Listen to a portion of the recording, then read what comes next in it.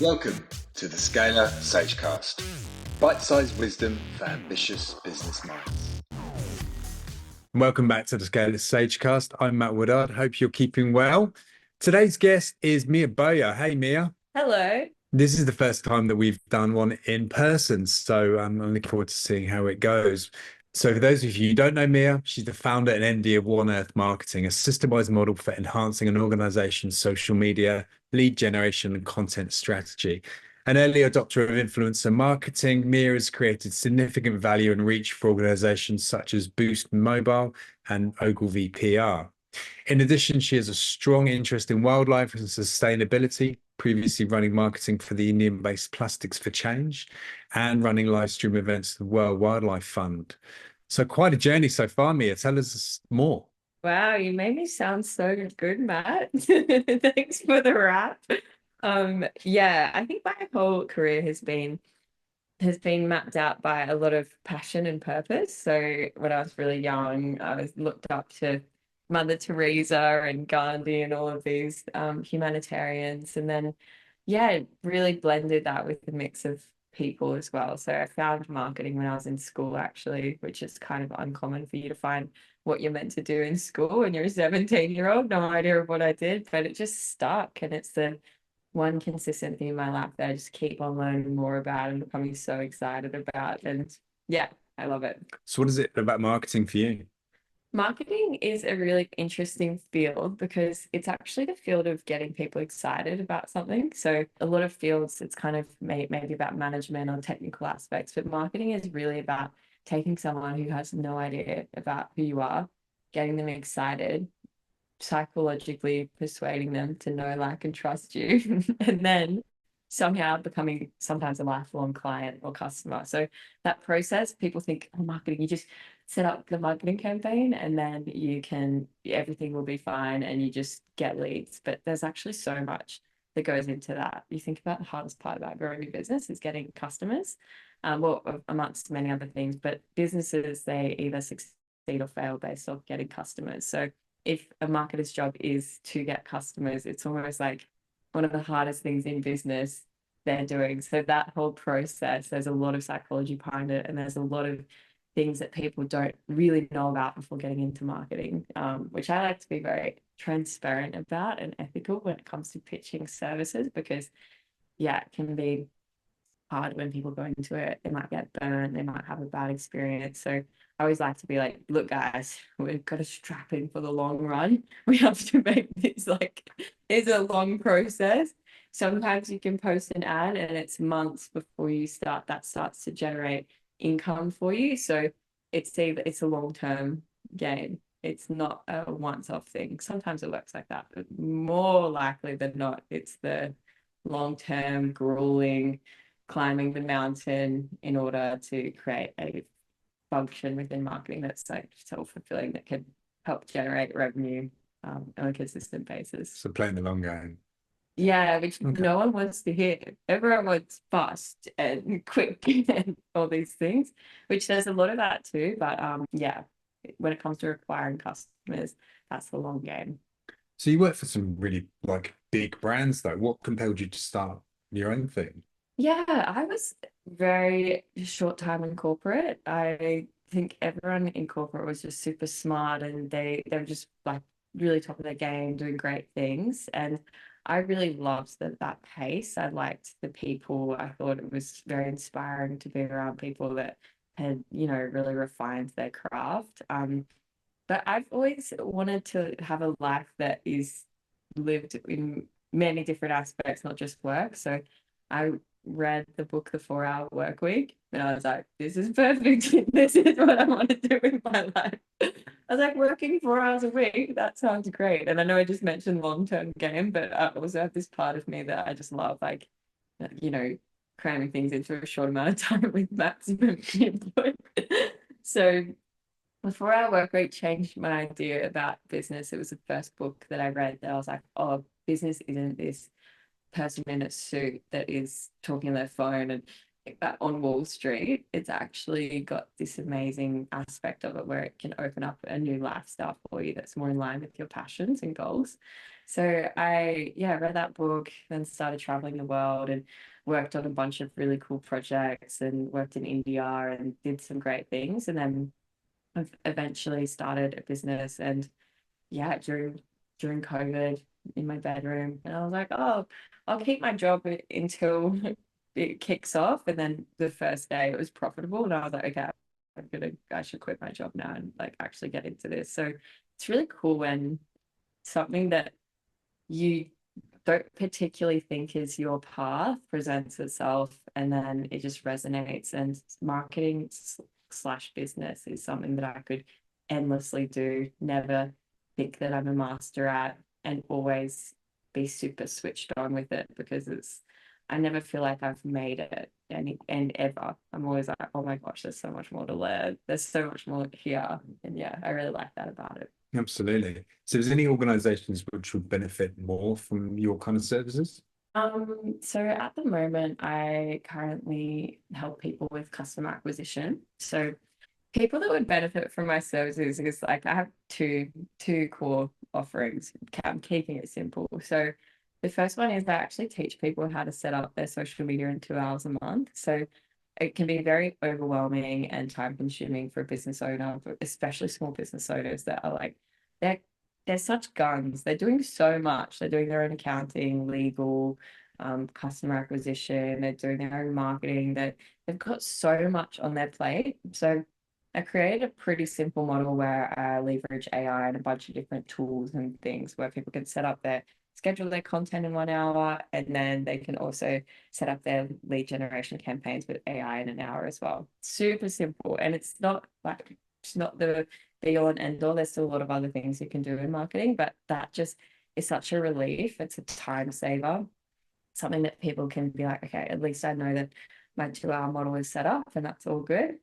And then in terms of sort of longer term services, I like to set up pretty simple ad campaigns where it has a clear offer. It has something that can run in the background while the business owner is doing other things. And they know that those, lead generation campaigns are always running and those are the campaigns that can get to a point where you do the right targeting, the right message, the right offer, the stars align, and then you have like a really good asset in the business that's a funnel that can pay for itself. So that's the goal with every business. I just would love to see if every business to have a funnel like that. It's like you can have it there, can be turned on, and it can continually grow as an asset. So yeah, I guess that's like my goal for clients to have that.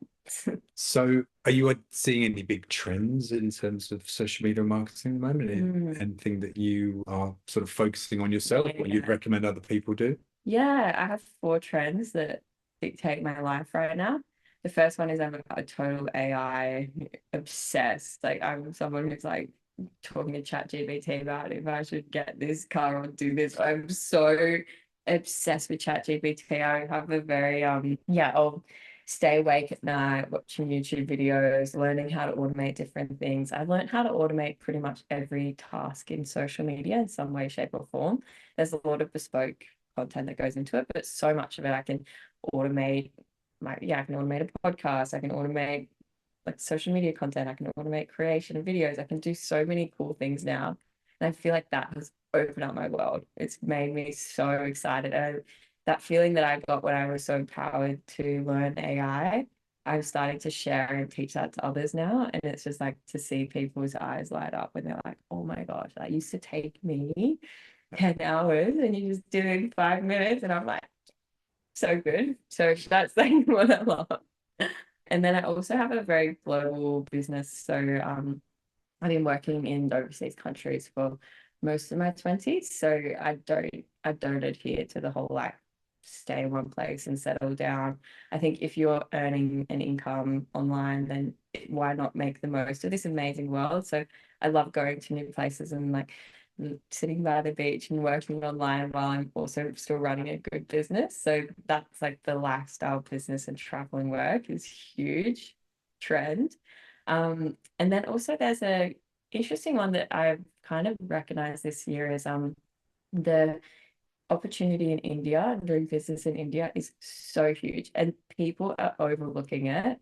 So India is going to become a superpower soon, and they might potentially surpass China as the development of goods and those types of things.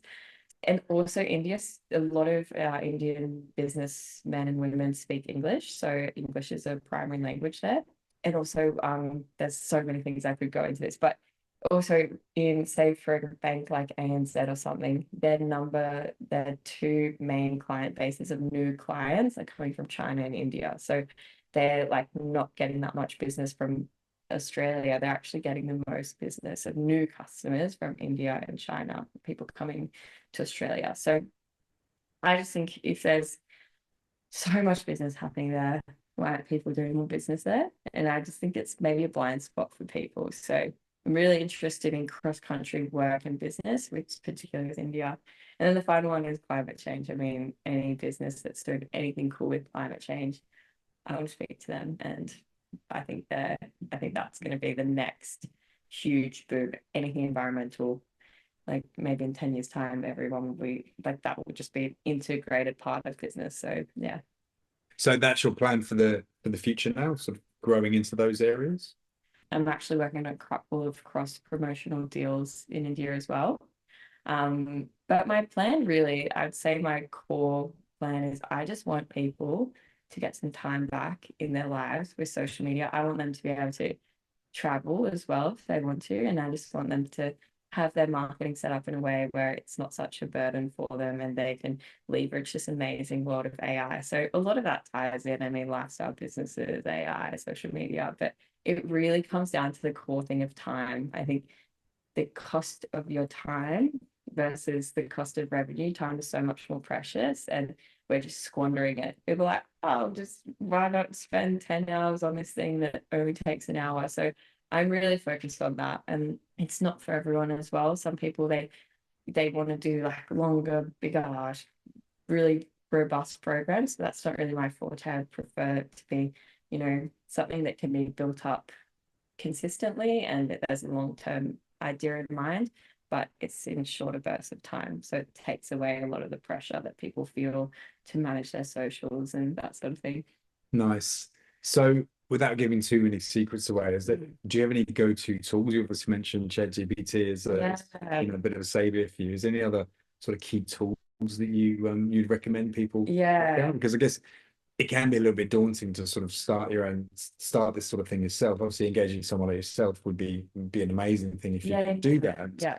But if someone wanted to try and give it a go themselves, is there any sort of go-to tools you'd recommend? Absolutely. I'd love to talk you through the 2-hour model if I may, because I can basically teach it to you in a very short amount of time. So when someone's starting their social media, they first need to have ChatGPT to speak and act like them.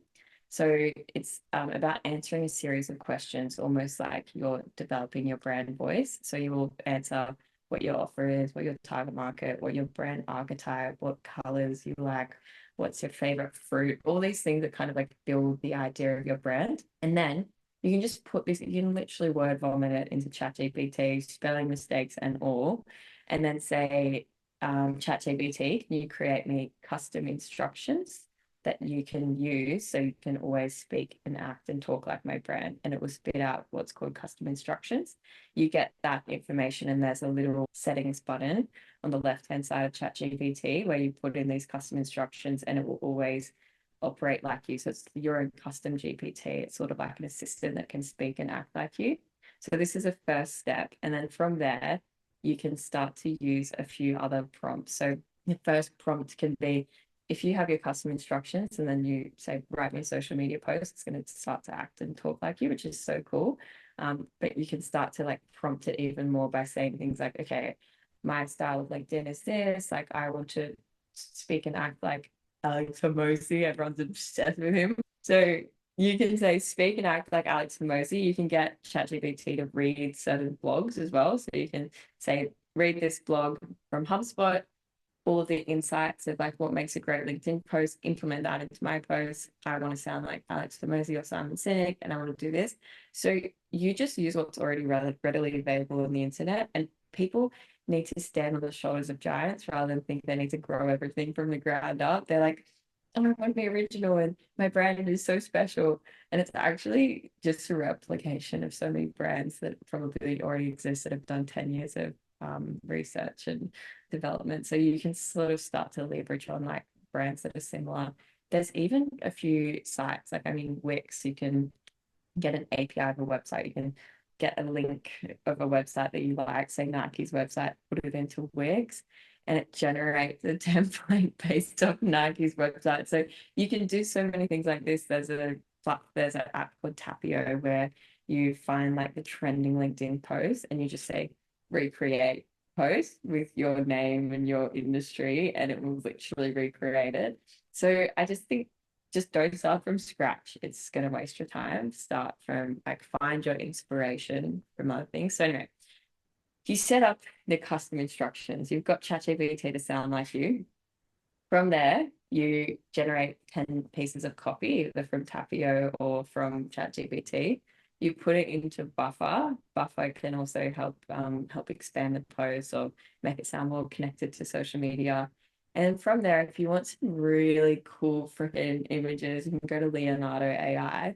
And this is so awesome. I mean, this tool is like art that is just instantly coming before your eyes. So there was this like a pool company and they wanted to show what it was like for their pools to be in someone's backyard. So we just got a picture of the backyard and like create a beautiful pool in their backyard that is oval shaped and all this sort of stuff. And it literally went from like a backyard picture to there was a pool there. And the client could actually visualize that and they're like, wow, this is so sick. Like I want this in my backyard. And the customer journey was like shortened so much more because they could visualize that.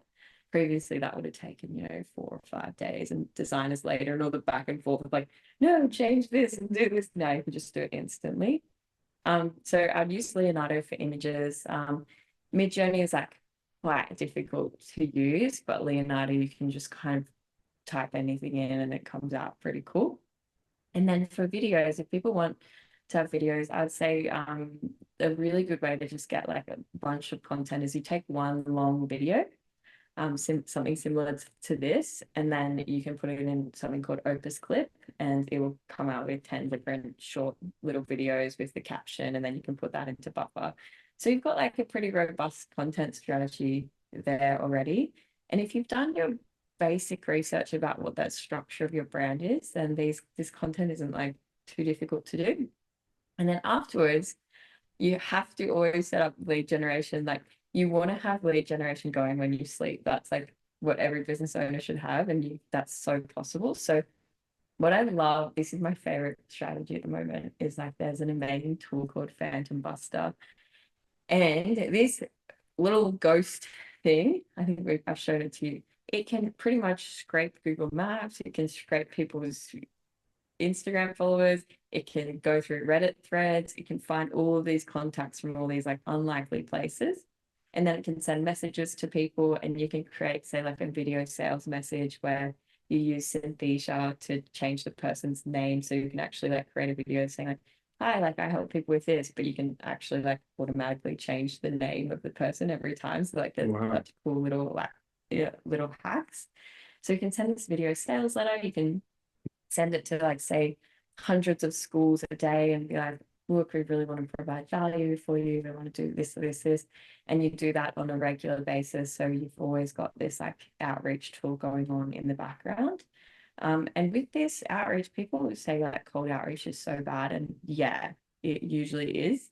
But if you do it right and if you provide value, then it's actually great. So if you're, say, customer acquisition is like you don't want to get someone to run up a mountain. You want to give them like a really nice stroll in the park. But most people, they try to sell so quickly and it's actually so intense. They're like, oh my gosh, buy from me. And it's like, okay, you need to take them through a really nice customer journey, really value add, help them so much before that you actually close them as a client. And you can do that through courses, like mini courses. You can do that through giving them prompts. You can do that through inviting them to events.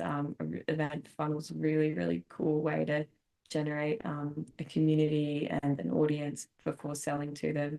So there's all these great ways. People do want to connect. They do want to have value. They do want to learn more. They do want all these things, but they just don't want to be automatically sold to. Anyway, so that's all of that. And then in Buffer, there's reporting, instant reporting, so you can see like how your content is doing. There's a few like different reporting tools as well, but I would say once you've got your content scheduled and your lead generation set up, that is a huge burden taken off, and you can be like, okay, now I can focus on meditating or whatever someone likes doing. Not that I would ever meditate, but yeah. Amazing. Thank you so much for going through that. Wow. I'll share the links for all of the tools you mentioned in the show notes as well.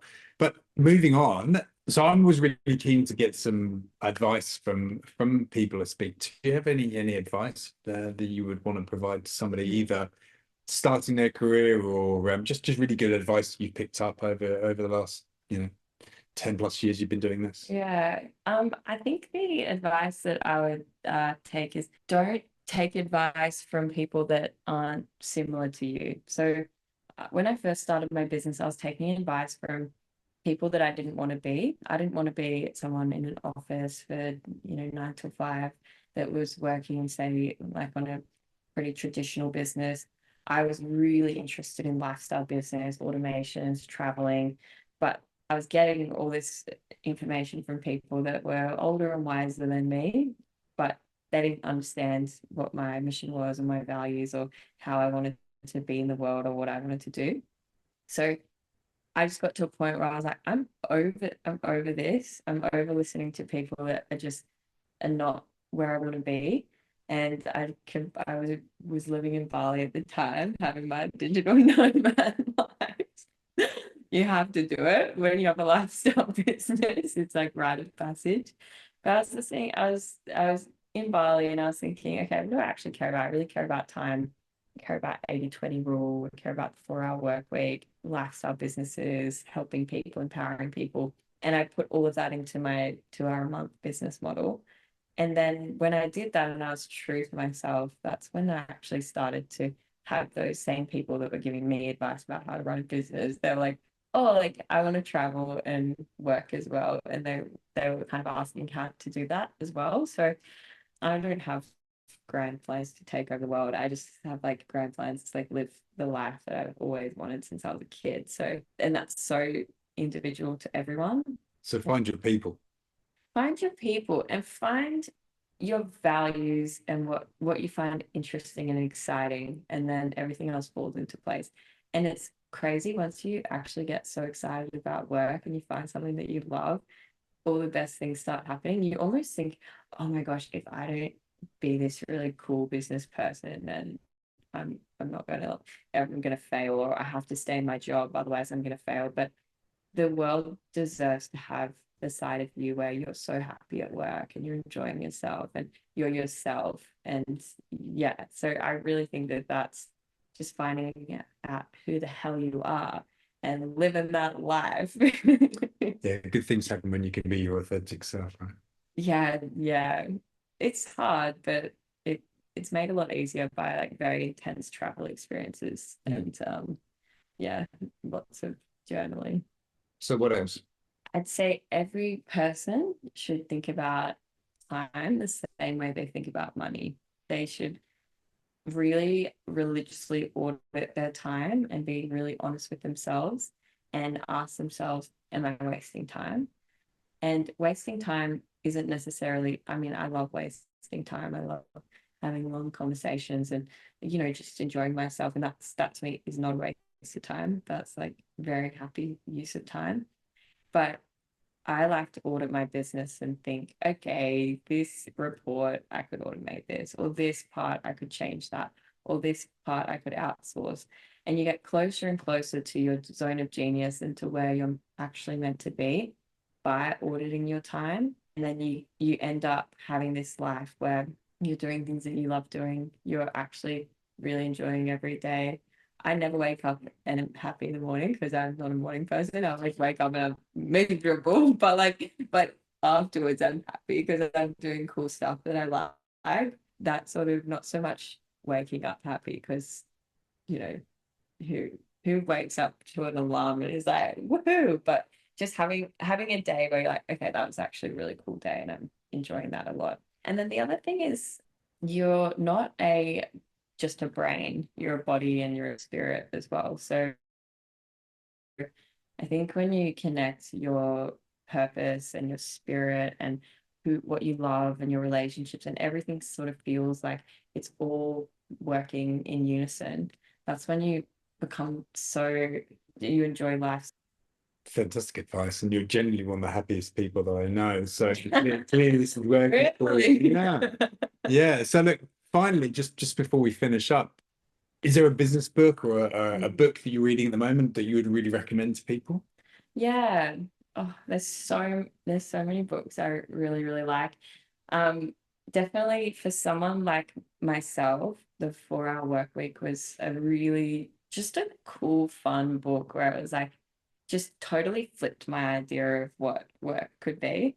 And mind you, it's a total fast. You cannot just work 4 hours a week, but it really flipped my idea of like that hustle mentality to more like optimizing time and learning how to blend your passions and interests with business. And it gave me the permission actually to move more into that space, because before the narrative was you have to, work and hustle until you're dead. And I still work very, very hard, but it's in a way that that blends with my life. And I can go to Sydney and visit my family if I want to, and I can go overseas and I can have a bit more space and movement around my life. And that was really started from that book. And there's a few other ones. I mean, the Nike Phil Knight book is really cool as well, because he's just kind of like a hippie traveler and he's building this huge company. And Shoe Dog, right? yeah, Shoe Dog, yeah. And he's building this huge company and he never feels like he's succeeding. But